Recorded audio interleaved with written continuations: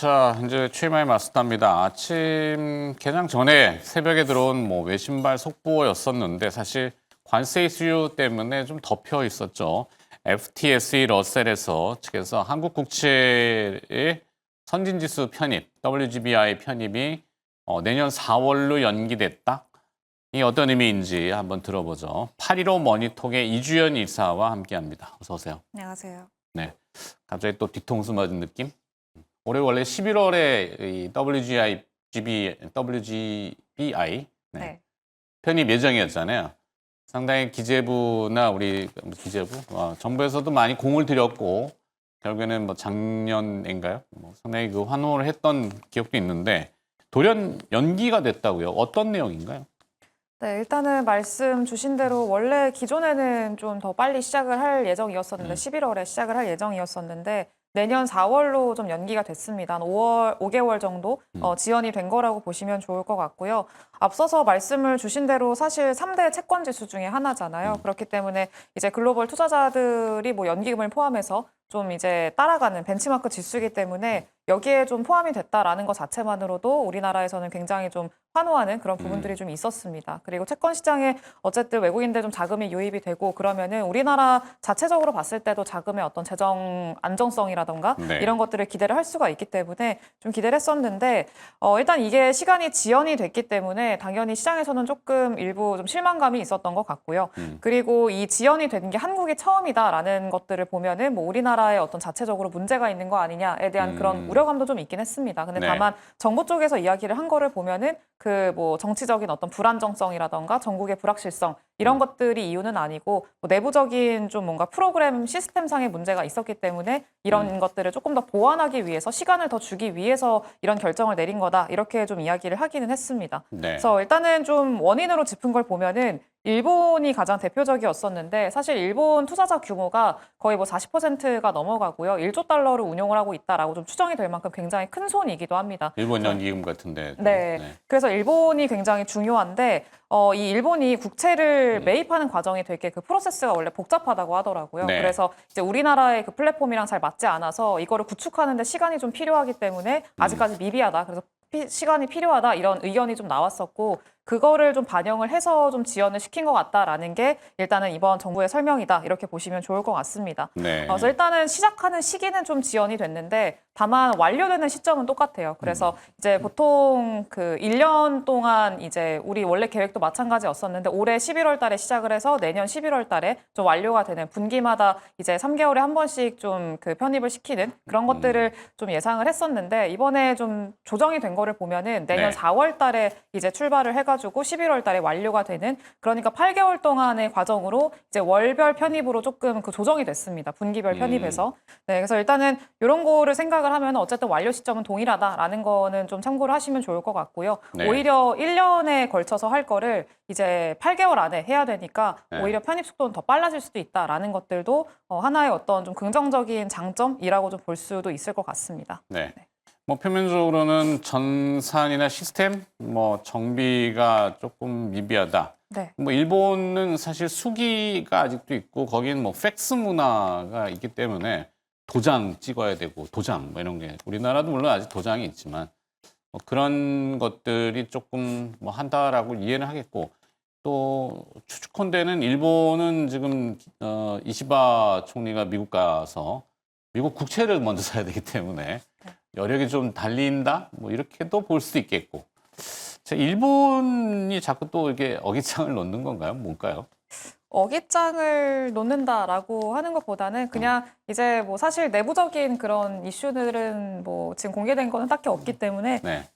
추측만 해야 되는 그런 상황이고 그래서 일단은 그런 거에 대해서는 추가적으로 의심을 하는 것보다는 표면적으로 공개를 한 것들 그리고 선은 그은 것들에 대해서만 좀 확인을 하는 게 좋지 않을까 그렇게 생각을 합니다. 네, 일본 중앙은행은 자기네 국채도 판다고 하던데 네.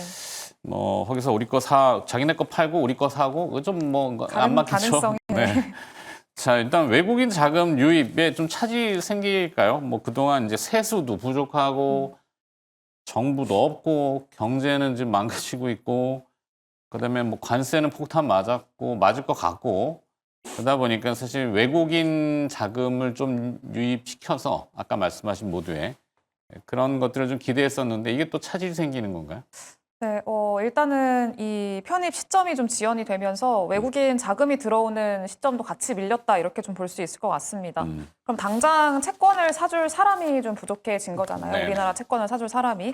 네, 그래서 좀 수급에 어떤 공백이 발생할 수 있다. 그러니까 수급과 공급의 불균형이 발생할 수 있다라는 게 좀 가장 큰 지금 실망감의 어떤 근본적인 원인이라고 보시면 좋을 것 같고요. 예, 정부가 좀 계속해서 지금 추경 얘기가 나오고 있는 상황이잖아요. 뭐 네. 10조 원 추경을 한다, 혹은 뭐 20조 원까지 할 수도 있다, 이런 이야기들 나오고 있는데, 이 추경을 만약에 뭐 언제 할지는 아직까지 확정된 건 아니긴 합니다만, 언제 하는지에 따라서도 그 시점이 조금 엇갈리게 된다라고 하면은 좀 엇박을 탈 수가 있는 거죠. 네, 그래서 만약에 시장에 좀 채권 그 추경에 따라 채권에 좀 수요가 몰리게 된 그 이제 채권이 몰리게 된다라고 하면은 올해 내내 좀 수급이 꼬일 가능성도 좀 생각을 해볼 수는 있을 것 같습니다. 그래서 네. 일시적으로 좀 국고채 금리가 오른다던가 뭐 이런 결과로 나타날 수 있기 때문에 이런 것들은 조금 주의를 할 필요가 있고요. 이게 지금 저 글로벌 증시도 마찬가지긴 합니다만 우리나라도 계속 좀 수출에 대한 전망치가 낮아지고 있는 상황이고, 뭐 경기 침체에 대한 우려감들 계속 나타나면서 안 그래도 경계감이 높은 그런 상황인데, 우리나라만 지금 이제 금리가 만약에 이렇게 올라가게 된다라고 하면은 외국인들 입장에서는 이거 한국이라는 나라만 금리가 올라가네 이러면서 좀 이탈이 나올 수가 있기 때문에 그런 것들도 조금 부담 요인일 수 있다, 이렇게 좀 보셔야 될 것 같습니다. 네. 자, 일단은 그 FTSE 러셀에서 WGBI 편입이 지연된다는 소식이 타전되고 지금 아침에 이제 개장을 하니까 채권 시장 난리 나고 국채 가격 이제 떨어지고 거기에 이제 외환 시장 FX는 또 환율이 또 위로 솟고 거기에 네. 이제 뭐 관세 얘기까지 곁들여졌겠죠. 1,481원 지금 가고 있는데 원화 약세 이건 좀 어떻게 보세요? 네, 일단은 좀 이번 그 채권 시장 편입이 지연이 된 게 조금 더 크지 않았나라고 좀 해석을 하고 있는데, 일차적으로는 어제 아시다시피 달러 인덱스가 그렇게 막 강하진 않았습니다. 네, 최근에 103 언더일 네, 거예요, 아마. 네, 달러가 약함에도 불구하고 원달러 환율만 이렇게 좀 올랐다라고 하는 거는 우리나라에 어떤 좀 문제가 있다라고 봐야 되는데, 우리나라만 좀 특징적으로 문제를 꼽을 수 있는 거는 이번 방금 말씀드렸던 이 WGBI 편입이 발음 조금 어렵죠. 지연이 된 것들, 네, 이런 게 일단 1차적으로 가장 좀 문제가 됐다라고 보시면 좋을 것 같고요. 이제 두 번째로는 사실 우리나라가 달러화에 동조가 되는 것보다는 최근에는 위안화에 네. 더 많이 동조가 되는 현상들이 좀 보이고 있습니다. 특히나 이제 미국이랑 중국 간의 갈등이 격화되고 있고 거의 뭐 절정을 치닫고 있는 그런 상황에서 서로 물러나지 않고 있잖아요. 강대강으로 나오고 있는 상황이고, 그리고 언제 해소가 될지도 아직까지 좀 불확실한 그런 상황이기 때문에 지금 만약에 이렇게 좀 이어지게 되고 서로 관세 전쟁이 이어지고 무역 전쟁이 이루어지게 되고 그러면은 사실 중국에서 선택할 수 있는, 뭐 이전에 트럼프 일기 때도 마찬가지긴 했습니다만 그때 중국이 선택했던 거는 위안화 약세를 일부러 유도하는 거였었거든요. 네. 그래서 이번에도 비슷한 흐름들이 좀 전개가 될 수 있다라는 것들을 생각을 하면은 위안화에 동조되는 원화 같은 경우에는 같이 끌려 내려갈 수밖에 좀 없는 거죠. 그래서 이런 것들이 지금 좀 가장 큰 영향을 주고 있다, 이렇게 좀 보시면 좋을 것 같고요. 결국에는 이런 원인들이 좀 해소가 돼야 되는데 앞서서 말씀드린 뭐 WGBI 네. 편입 같은 경우에는 좀 지연이 되긴 했습니다만 내년 뭐 4월부터는 정상적으로 진행이 될 걸로 일단 예상을 해야 될 것 같고, 그러니까 시기적으로 해소가 될 그런 시기가 좀 다가오고 있는 상황인 거고요. 다만 미국과 중국 간의 갈등 같은 경우에는 물론 해소가 되긴 할 거긴 합니다만 이게 시간이 또 얼만큼 또 이어지게 될지는 불확실한 상황이기 때문에 이게 좀 해소가 되는 것들, 합의가 좀 진전이 되는 것들, 이런 것들이 좀 보여야 원달러 환율도 어느 안정을 좀 찾을 수 있지 않을까, 좀 그렇게 보고 있습니다. 그러게요. 원화가 싸지고 매력이 있는 통화가 돼야 되는데 싼 거는 맞는 것 같은데 계속 더 싸질까 봐 지금 뭐 어느 정도는 환율이 이렇게 올라가면은 사실 부담 요인이 더 크죠. 왜냐하면 수입 물가라든지 뭐 물론 유가가 좀 떨어지고 있어서 그것도 상계되긴 하는 부분도 있을 텐데 뭐 식자재나 뭐 여러 가지 또 난리가 나겠지만 네. 또 환율이 올라가면은 이렇게 또 관세에 대한 상계 효과는 분명히 조금 일정 부분 있겠죠. 위안화가 지금 중국이 그렇게 하고 있잖아요. 뭐 세금 맞으니까 위안화를 절하를 시켜버려 가지고 그냥 상세를 좀 물타기 하는 현상.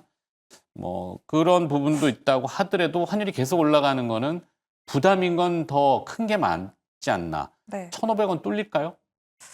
1,500원 뚫릴 가능성은 조금 제한적이라고 보고 있는데, 사실 네. 단기적으로 슈팅에 나오는 거는 좀 아예 그 가능성이 없다고 볼 수는 없을 것 같습니다. 그래서 열어두고 있기는 합니다만 일단 지금 뭐 1,480원 이렇게 좀 움직임이 나오고 있는데 이게 2009년에 그 금융위기 그 당시 수준과 거의 유사한 수준이고 많이 올라와 있는 수준이긴 합니다. 그래서 일단 1차적으로 저항선은 1,490원대 형성이 돼 있긴 합니다만 네. 여기를 또 단기적으로 좀 어떤 다른 악재라던가 이런 것들이 변수가 좀 발생을 해서 추가적으로 좀 슈팅이 나온다 그러면은 1,500원까지도 사실 충분히 열어놓고 봐야 되는 그런 상황이기 때문에 여전히 긴장 상태는 좀 지속될 수밖에 없다라고 좀 봐야 될 것 같습니다. 네. 그리고 미국과 중국의 아직까지 뭐 방금 본 거까지 봤을 때는 중국이 추가적으로 어제 미국의 어떤 추가적인 관세에 대해서 어떤 언급을 아직까지는 안 해놓기는 했습니다. 강경 대응은 아직은 없고. 네, 그래서 어제 같은 경우에는 점심쯤에 이제 강경 대응을 했잖아요. 그렇죠, 뭐 그렇죠. 끝내지 끝까지 않겠다. 싸우겠다. 네, 막. 끝까지 가겠다 이렇게 얘기를 결사항전 막 이런 거.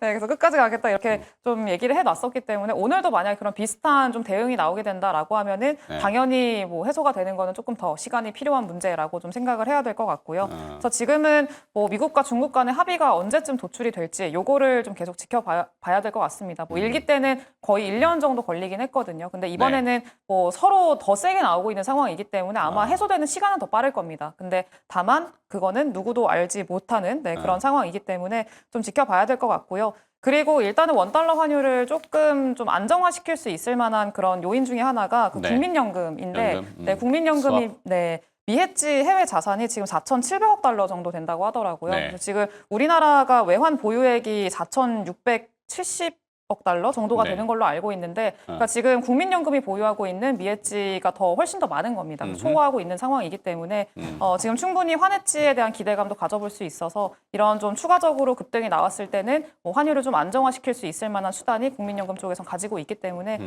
일단은 좀 그래도 슈팅은 나올 수는 있어도 네. 좀 제한시켜줄 수 있을 만한 요인도 있다 정도로만 좀 체크를 하시면 될 것 같습니다. 그렇죠. 네. 제가 알기로도 1,500원대의 베리어 옵션은 엄청 두꺼운 걸로 알고 있어요. 그러니까 네. 예전에 키코라는 거를 한번 들어보셨을 거예요. 대부분 뭐 키코 사태, 낙인 나가웃해서 1,500원을 터치하면은 나가웃 돼 버려서 무라락 풀려버리거든요. 그러면 난리 나요. 사실 그렇게 안 되려고 아마 결사적으로 막을 거라고는 보기 때문에 네, 하여튼 뭐 환율이 오르고 있는 건 불편하지만 현재로서는 받아들여야 되는 부분. 자, 또 한 가지 뭐 환율, 관세 뭐 이런 걸 떠나가지고 근본적으로는 우리의 성장 아니겠어요? 네. JP모건이 우리 성장률 또 낮췄죠. 뭐 어찌 보면은 예상했던 부분일 수도 있는데 얼마나 많이 깎았나요 또? JP모건이 많이 깎았습니다. 어. 네, 일단은 글로벌 기관이나 뭐 IB들 중에서도 제일 낮게 한국의 성장률을 이번에 측정을 했는데 경제 성장률 전망치를 0.9%에서 0.7%로 이번에 하향 조정을 했고요. 근데 이게 지금 이번에 처음에 하향 조정한 게 아니라 거의 4번 정도 연소회적으로 지금 최근에 한 거 같거든요. 네. 그래서 지금 계속 좀 낮추고 있는 그런 상황인데 일단은 이유는 당연히 미국에서 옵니다. 관세 부과에 대한 어떤 타격이 제일 클 걸로 좀 보고 있고 특히나 우리나라는 수출을 많이 하는 그런 국가이기 때문에 관세가 이렇게 크게 부과가 되고 뭐 조율이 안 되게 되면은 당연히 수출단에서는 타격을 받을 수밖에 없고 수출 증가세가 꺾이게 되면 한국의 성장도 사실 좀 부담스러울 수밖에 없는 그런 구간이기 때문에 당연히 그럴 수밖에 없다라고 설명을 하고 있습니다. 그래서 결국에는 이것도 사실 너무 아이비들의 어떤 전망치나 이런 것들 100% 신뢰할 수는 없습니다. 항상 네. 시장 상황에 맞춰서 올렸다 내렸다 하는 게 일반적이기 때문에 100% 신뢰할 수는 없긴 합니다만 지금 뭐 해외 쪽에서는 이렇게 좀 한국의 성장을 좀 부진하게 평가를 하고 있다라는 것들만 지금은 좀 어떤 외국인들의 자금을 제한하는 요소라고 좀 보시면 될 것 같고요. 다만 이것도 관세 측면에서 저는 지금 정점을 통과하고 있다고 보고 있거든요. 네. 그렇기 때문에 뭐 지금 구간에서 뭐 도망을 간다던가 아니면은 뭐 투매에 동참을 한다던가 이런 것들보다는 일단은 지금은 좀 견디시고 일부 시장의 어떤 회복세 그리고 뭐 중국이나 미국 간의 어떤 협상의 가능성들이 좀 보도가 된다던가 아니면 우리나라와 미국 간의 어떤 협상의 여지가 보인다던가 네, 그랬을 때 좀 일부 반등은 충분히 나와줄 수 있는 구간인 만큼 그럴 때 조금 비중 관리를 좀 하시는 게 좋지 않을까 좀 그렇게 생각을 하고 있습니다. 네, 어차피 타이밍을 놓쳤다면은 네. 좀 반등 기다려보고 지금 그렇죠. 사실 뭐 더 나빠질 거예요. 겁주고 뭐 큰일 났어요라고 하는 게 의미는 없는 거니까. 전략은 대충 주셨는데 그렇다면 만약에 반등이 오거나 시장이 조금 하루가 다르게 지금 바뀌잖아요. 뭐 네. 오늘 일을 또 내일 또 얘기하다 보면 어제 무슨 일이 있었어? 기억도 잘 못하고 이럴 수도 있는데 내일 또 만약에 좋아진다면은 뭐가 도드라지게 돋보일까요? 그런 거 혹시 보시는 게 있나요? 일단은 시장이 뭐 관세나 이런 것들이 해소가 되면서 반등이 나온다라고 하면 당연히 이제 한국 성장이 좀 회복되는 걸 기대를 하는 거기 때문에 반도체 쪽에서 가장 먼저 반등이 나올 반도체. 거라고 삼성전자 오늘 생각을- 그래도 좀 견조한 편인 것 같으니까. 네, 근데 삼성전자만 견조해서 그게 조금 이제 슬프기는 합니다만 아, 네, 전체적으로 반등이 나올 때는 이제 반도체가 중심으로 좀 반등이 나올 걸로 생각을 해야 될 것 같고요. 근데 만약에 이런 관세나 이런 것들이 전혀 해소가 되지 않고 그냥 그대로 가게 된다. 근데 뭐 시장만 일부 좀 안정화를 찾는다라고 하면은 뭐 비슷한 흐름처럼 최근의 흐름처럼 뭐 조선방산이라던가 아니면 뭐 제약바이오라던가 기존의 뭐 관세에서 좀 회피할 수 있을 만한 업종들 혹은 뭐 이제 미중 갈등에서 수혜를 받을 수 있을 만한 업종들 그런 수급 쏠림이 진행이 되는 종목군들 중심으로 이제 좀 반등이 나올 가능성이 높기 때문에 그거는 조금 구분해서 생각을 하셔야 될 것 같고요. 지금은 시장이 좀 반등이 나온다라고 해가지고 그게 뭐 일시적인 반등이라고 좀 봐야 될 것 같고 본격적인 추세장의 반등이라고 보기에는 아직까지는 좀 보수적으로 봐야 되는 상황인 거는 맞습니다. 그래서 반등 나올 때 뭐 추격 매수 하시는 것보다는 앞서 말씀드린 대로 좀 시장이 반등이 나오면 그때는 좀 비중 관리를 좀 해주시는 거 그게 제일 지금은 중요하지 않을까 그렇게 보고 있습니다. 알겠습니다. 자, 최마의 맞수다. 오늘 그 WGBI 다른 잘 안 다뤘을 거예요. 아마 노린 좀 다뤄보고 뭐 중요한 얘기이기 때문에 815 머니톡의 이주연 이사로부터 얘기를 좀 나눠봤네요. 오늘 고맙습니다. 감사합니다.